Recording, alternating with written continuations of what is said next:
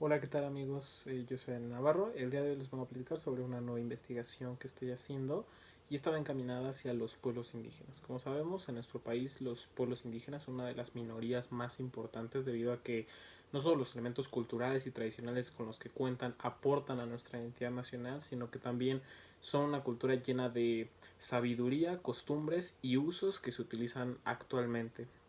Las Naciones Unidas, por medio del Comité para los Derechos Humanos Interamericano, creó la Declaración de los Derechos de los Pueblos Indígenas en el 2007, año en el que fue ratificada. Sin embargo, este proceso para la creación de dicha declaración inició durante la década de los 80.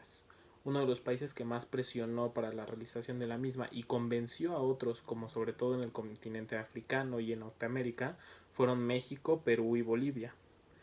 En México, la relación que ha tenido el gobierno con los pueblos indígenas ha sido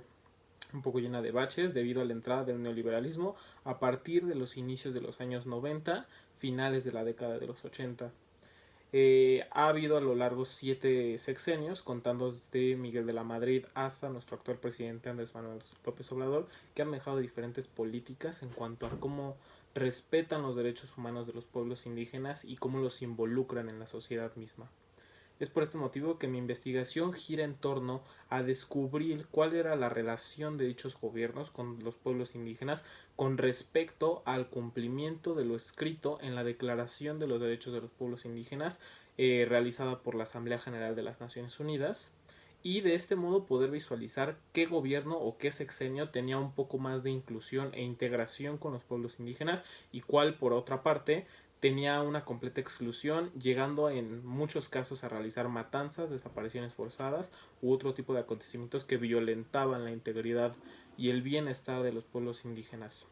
La metodología que voy a utilizar es primeramente realizar un estudio sobre cuáles fueron los sexenios, cuáles fueron sus políticas y el contexto en el que estos se desenvolvieron, sin importar su espectro político, tomando en cuenta que este no es tan marcado en nuestro país.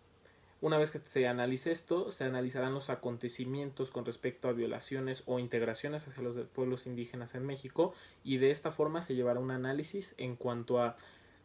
encontrar qué gobierno era el que más tenía aceptación hacia los pueblos y cuál era el que menos la tenía.